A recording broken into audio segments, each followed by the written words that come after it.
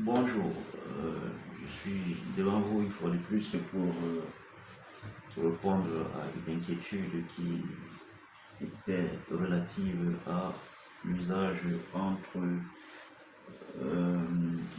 l'usage de ce bâtiment, à savoir, du moins le client se posait la question de savoir s'il était préférable qu'il soit utilisé comme habitation, c'est-à-dire à titre locatif, c'est-à-dire pour mettre les appartements en location afin que les gens payent par mois ou par an.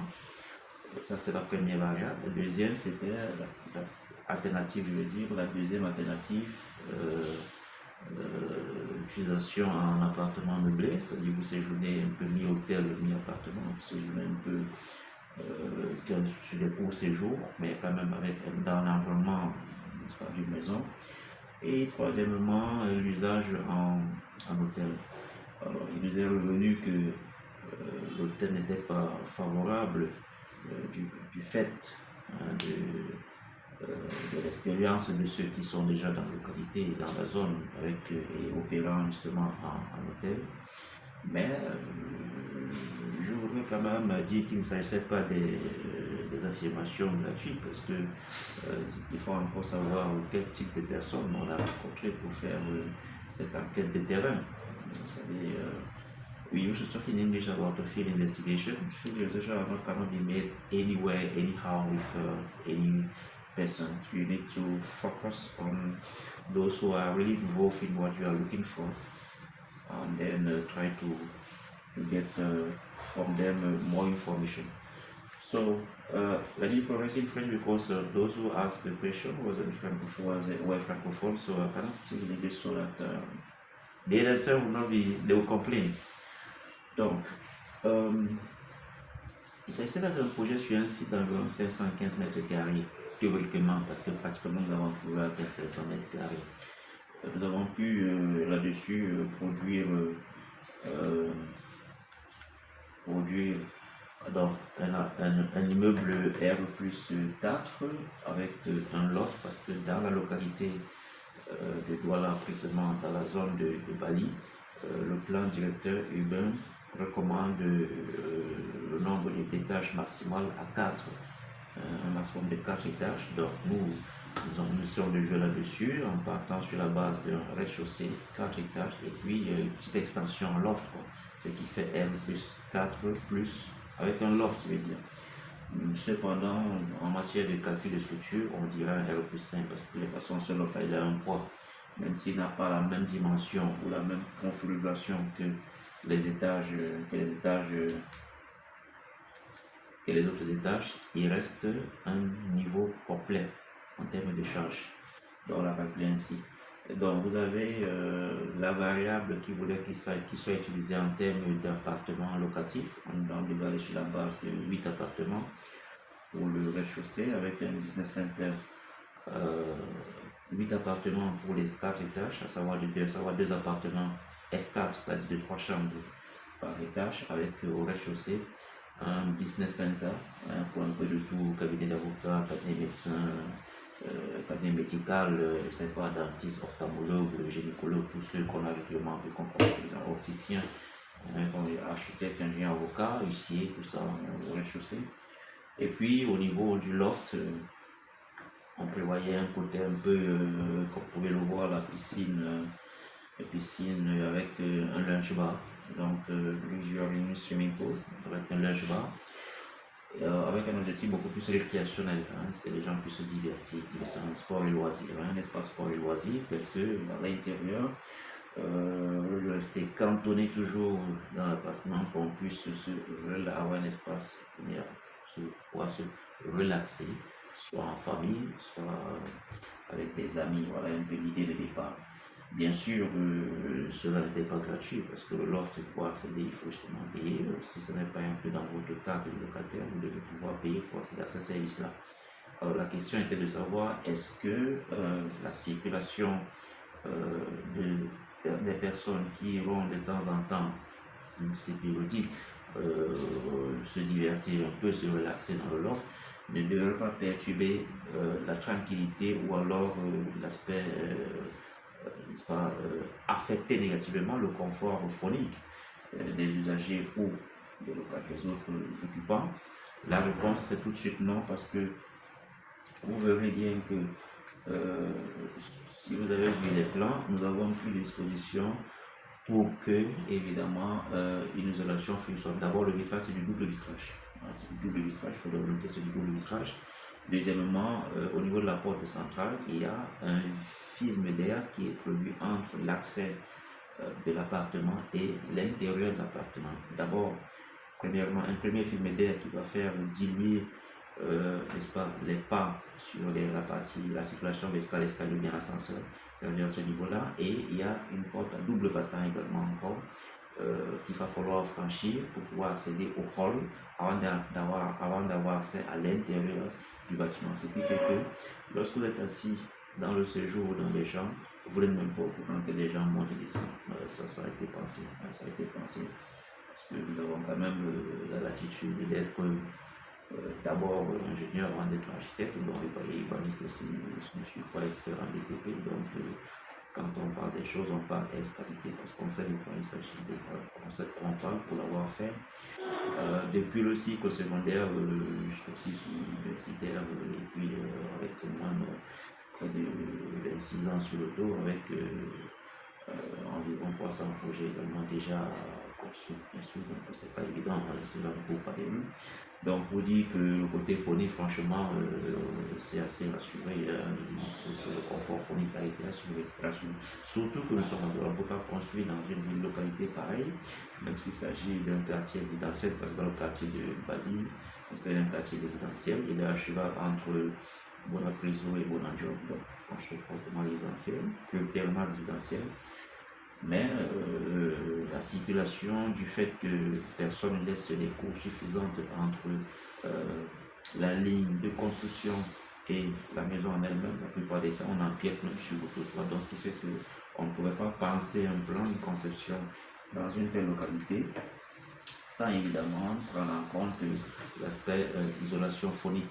Nous disons donc pour conclure sur cette première inquiétude que l'isolation phonique a été assurée ici d'abord par le double vitrage, ensuite par un premier sas avant d'accéder à la porte à double battant, puis au hall avant d'entrer à l'intérieur de la maison, ce qui fait que toutes les navettes qui seront effectuées entre le rez-de-chaussée, centre commercial et le loft, espace sport et loisirs, ces navettes-là ne seront pas perceptibles de l'intérieur des appartements.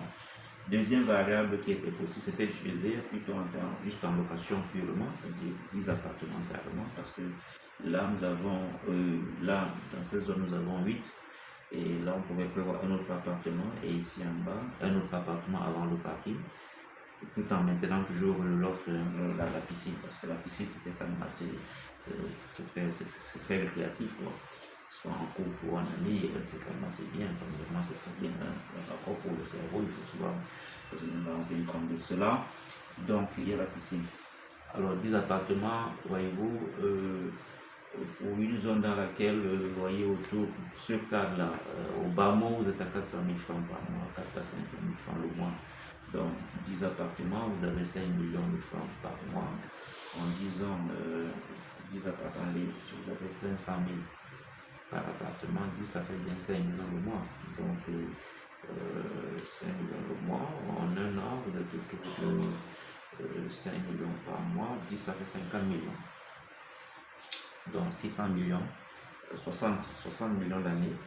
Donc en 10 ans, vous êtes autour de 600 millions qui correspond à peu près au job du bâtiment. Ce qui fait que même si le propriétaire est à pratiquement 10 ans de en retraite, vous pouvez bien espérer qu'en allant au moins il va en retraite, qu'il a déjà sauvé son prêt, parce que je dis, si on fait 60 millions l'année, sur 10 ans, on est à 600 millions, qui correspond à peu près au coût du bâtiment. Parce que si on ne va pas l'utiliser, si on veut le maintenir à l'usage d'habitation purement dit, on aura 10 appartements, 500 000 par appartement par mois, ça fait 5 millions, 5 millions, 5 millions par mois évidemment, en 12 mois on est à 600 millions, on est à 60 millions, donc en 10 ans ça fait 600 millions qui correspondent à peu près au coût du bâtiment, sous-entendu que le confort ne sera pas celui d'un hôtel. La troisième variable, c'est celle de l'utilisation purement en hôtel. Si on devait utiliser en hôtel, on serait sur la base d'à peu près d'abord le standing 3 étoiles, international, 3 étoiles, 3 étoiles nationales, 3 étoiles internationales. Alors standing avec ça nous faisait partir sur la base une moyenne d'à peu près 30 à 50 chambres. Même si c'est un peu de remplissage et l'utilisation de 30 chambres, nous confirme que le bâtiment coûtera en termes d'exécution un peu plus cher parce que du fait du confort, parce que le confort pour l'usage hôtelier n'est pas le confort pour l'usage d'habitation. C'est ça, il faut qu'on soit très clair là-dessus. Le confort pour l'usage hôtelier, vous serez autour de 800 millions, ça peut m'abonner le milliard. Ça dépend du niveau de confort que vous voulez mettre à l'intérieur. Cependant, le prix du gros œuvre, le coût du gros œuvre ne changera pas. C'est plutôt au niveau des finitions, le type de vitrage, le type de revêtement mural, l'équipement, pas l'équipement, je veux dire, les accessoires tels que la sonorisation, ce genre de choses, ces high-tech là. C'est ça qui fera la différence sur le plan second œuvre, c'est-à-dire en termes de finition.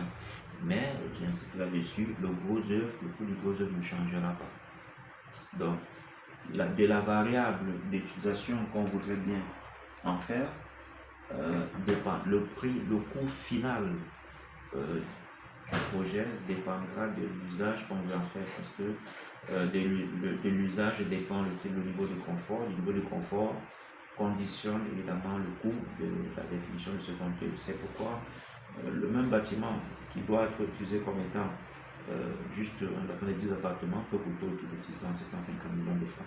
Celui-ci. Le deuxième aussi, il faut prendre le même plan pour le mettre par exemple dans un autre quartier, un autre environnement où il s'agit en termes d'hôtel. Nous partons sur la base d'un niveau minimum de confort de 3 étoiles. 3 étoiles page Cameroun et 3 étoiles au niveau international. Parce que nous avons vu des chambres 3 étoiles ailleurs, c'est pas ce qu'on a au Cameroun.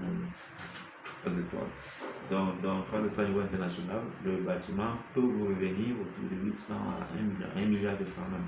Parce que les finitions ne seront pas les mêmes. Ce ne seront plus les peintures qu'on voit partout au niveau d'Apolas. Il ne s'agira pas de ça, ce sont des peintures importées. Et les revêtements ne sont pas ceux que vous connaissez. Même l'habillage du mur, ça c'est pas de la peinture. Ça ne va pas prendre des détails techniques parce que raison de confidentialité. Donc il ne s'agit pas de ça. Il faut bien se mettre à l'esprit que le coût du gros œuvre, lui, ne changera jamais. Quel que soit l'habitant, quel que soit ce que vous allez faire sur ce site-là, ne changera pas. Par contre, sur le même site, pour peu que vous changez la destination du bâtiment, vous revoyez aussi le niveau du confort que vous allez avoir et de cela, on va pouvoir réviser aussi les coûts du second œuvre. Il faut qu'on soit très clair dessus parce qu'on a des clients qui au départ vous parlent d'un truc d'habitation et puis dans l'exécution ils vous demandent le confort de l'hôtel 5 étoiles, Dubaï ou bien en Arabie Saoudite ou bien Doha au Qatar, c'est pas ce que je veux pas. Donc, vous devez dire dès le départ quel sera l'usage du bâtiment. De cet usage même dépend les calculs. Un bâtiment comme celui-ci, nous l'avons dimensionné sur la base d'un bâtiment hôtelier. Ça veut dire qu'il y aura, sur le plan structurel, il est léger, il est un peu surdimensionné. Parce que si un bâtiment a été calculé sur la base d'un hôtel, il va recevoir du public et puis en plus en haut, il y a un loft purement commercial. Les éléments de structure ne seront pas les mêmes que si c'était un simple bâtiment d'habitation. Donc, même sur la partie gros œuvre encore, il peut encore avoir une petite marge de négociation à condition que l'usage du bâtiment, la destination du bâtiment soit fixée et extraite de la possibilité, même de l'éventualité même de le convertir plus dans l'hôtel parce que c'est la stade de tout travail de structure. Donc, pour prévoir cela, nous avons dit, bon, on va le dimensionner comme un hôtel pour permettre qu'à l'avenir, si le propriétaire pourra jouer facilement entre habitation, résidence de l'appartement meublé ou hôtel sans avoir à toucher la structure du bâtiment. C'est un avantage. Il s'agit souvent de changer seulement le confort de l'aménagement et le confort de l'intérieur. C'est que vous avez bien vu que tout est laissé encore vide. On n'a pas trop détaillé l'intérieur parce que le locataire aura le choix de transformer comme il en pense. Et bien sûr, mais ça ne générera en rien la structure de l'ouvrage. Donc, pour me résumer, c'est un bâtiment de 6 niveaux, donc R plus 4 avec un loft qu'on peut le percevoir là, et l'usage peut bien, on peut surfer facilement entre des bâtiments, des appartements locatifs, soit 10 appartements, ou une résidence hôtelière, à savoir 8 appartements meublés, équipés, avec un rez-de-chaussée commercial et un espace sport de loisirs à la partie supérieure dans l'offre. Et enfin, on peut également aussi choisir l'utilisation en hôtel. On peut bien, nous irons là sur une base d'environ 30 à 50 chambres hôtel et ça va peut-être coûter un peu plus cher dans l'exécution. D'accord, mais ça coûtera peut-être un peu plus cher dans l'exécution, mais dans l'exploitation, je dis encore que c'est beaucoup plus rentable. Si vous avez conçu un hôtel pour remettre la gestion à des gens qui ne comprennent rien, des aventuriers, c'est évident qu'on vous dise que ça ne marche pas. Et puis, si je veux construire un hôtel, ce n'est pas un hôtel qui doit demander des conseils pour lui concurrencer dans le même ville. Non, je peux donner des conseils d'une autre ville, par exemple, et faire moi-même une étude de marché. Il y a des agences pour cela. Nous devons apprendre à professionnaliser ce qu'on veut faire. D'accord? On dépense plus, on gagne plus. On dépense moins, on gagne moins. D'accord? C'est la loi du marché, ça. C'est ça le business en réalité. Et puis, il est toujours mieux de prendre des crédits parce que justement, qui s'endettent s'enrichit, c'est ce qu'on dit. Donc, si je veux faire un hôtel dans la ville de Douala, Bali, et que je dois donner les renseignements à un concurrent qui est en fait un concurrent, il y a pas d'amitié en business, qui est en fait un concurrent dans la ville de Douala, Bali, c'est clair qu'il va me décourager. C'est comme un parent qui demande envoyer son enfant en Europe, alors l'autre parent lui envoie son enfant, il va dire que non, l'Europe ça coûte trop cher, machin. C'est l'information qu'on ne doit même pas donner à un concurrent. D'accord? Donc c'était pas trop sage d'aller voir un concurrent. L'idée c'est que si on veut faire un hôtel, on fait une étude de prospection à une agence commerciale et on confie la gestion à des spécialistes dans l'hôtellerie. Sur ce plan-là, il n'y a jamais de perte. Il n'y a jamais de perte. J'en connais très peu qui ont fait dans l'hôtel et qui ont fini pauvres. Au contraire, j'en connais beaucoup qui ont fait dans l'hôtel et qui en ont plusieurs, ce qui fait devenir alors ça devient une chaîne d'hôtel, une chaîne hôtelière qui peut se répandre dans plusieurs pays. Je ne vais pas citer les Sofitel, les hôtels, vous en connaissez beaucoup. Qui sont des hôtels repartis un peu partout. Donc là, il est libre, le promoteur, de choisir l'utilisation. Par contre, ça va faire 10 appartements, bien sûr, mais l'enveloppe prévue pour le gros œuvre ne changera pas pour deux choses. La première, c'est que ça permettra à la langue qu'il puisse changer d'avis plus tard. L'utilisation peut être bien, sera assez flexible. Pour passer d'hôtel en appartement ou bien en résidence meublée comme il pense, parce que la structure aura tenu compte. Maintenant, si on veut maintenir carrément l'habitation, on va juste revoir le coût des travaux de second œuvre parce que le niveau de confort va changer. Va changer. Le confort pour une habitation qui est aussi entre du medium standing, du low standing, du medium standing, du extreme standing, ne sera pas le même que dans un hôtel de 1 étoile, 2 étoiles, 3 étoiles, 4 étoiles, 5 étoiles, pas la même chose. Donc c'est dans cet angle-là, c'est sous cet angle-là qu'il faut comprendre le sens du coût d'exécution finale. C'est vrai que les profanes seraient souvent au total complet à la fin, pour le temps des lits, la composition du prix, d'accord, mais nous en tant qu'experts, on vérifie que non, la composition du prix prend en compte, bien sûr, ce que vous avez déboursé déjà pour l'acquisition du terrain, ce que vous avez déboursé pour les études techniques, ce que vous avez déboursé pour les travaux, et dans les travaux, vous avez encore deux parties, la partie allouée aux grosses œuvres et la partie allouée aux secondes œuvres. La partie allouée aux grosses œuvres n'est pas généralement réalisable parce que personne ne veut prendre des risques. On va vouloir vous aider à réduire, et puis le jour où vous allez dire que non, vous avez tout à l'heure qu'en fait, vous n'avez même pas déjà payé ce qu'il fallait payer. Donc la partie grosse œuvre n'est généralement pas réalisable ni négociable. Par contre, la partie seconde œuvre, le client, on peut même décider pendant la phase des travaux, n'est-ce pas, d'arrêter la prestation de notre prestation et prendre le contrôle de son chantier, sauf que quand il le fait, il nous décharge aussi totalement de toute responsabilité pendant et après. D'accord. Dès qu'il a interféré dans les travaux, nous on se lave les mains, on se dit bon voilà, puisque on ne veut pas aussi être victime d'un sabotage, on ne sait jamais. Avec l'évolution fulgurante de notre cabinet, on est aussi assez prudent, on va nous permettre cela. Donc une fois que le client s'interfère dans les travaux avec notre équipe technique, on se lave les mains et puis tout ce qui peut arriver après en mal ne nous engage pas évidemment. Ne nous engage pas bien sûr, donc c'est ça le revers, le risque à prendre. Donc pour cela, on vous rassure que s'il fallait répondre quelle est la meilleure exploitation entre hôtel, résidence meublée ou appartement locatif simplement, c'est l'hôtel. On a bien précisé dans le sujet de faisabilité et de rentabilité que cela ne veut pas être que l'argent ne serait pas confié à des frères, à des épouses, des frères, des cousins. Non, non, non, non, c'est confié à une agence commerciale. C'est d'ailleurs pourquoi, d'ailleurs, vous ne les payez pas parce que c'est l'exploitation. Ce qui se passe en fait, lorsque la chambre doit coûter aussi, vous avez un loyer qui doit aboutir, par exemple, je prends un exemple de dégustation. Disons que si on prend sur la base de 10 appartements, soit 10 appartements, soit 5 millions 500 000 par mois par appartement, 10 ça fait 5 millions, non, ça fait 6 millions, 6 millions l'année. Alors il peut vous dire qu'il vous verse simplement 5 millions par an, ça ne fait pas que vous allez payer les 5 millions par an, et lui il se bat pour faire tourner. D'accord. Et on confirme encore que c'est amortissable en 10 ans, pas plus. Combien professionnel 7, 8, 10 ans n'est plus endetté. D'accord. Bien, alors nous ne pouvons pas aller plus loin que ça parce que les propriétaires concernés sont censés avoir reçu la documentation nécessaire là-dessus. Ok. Merci.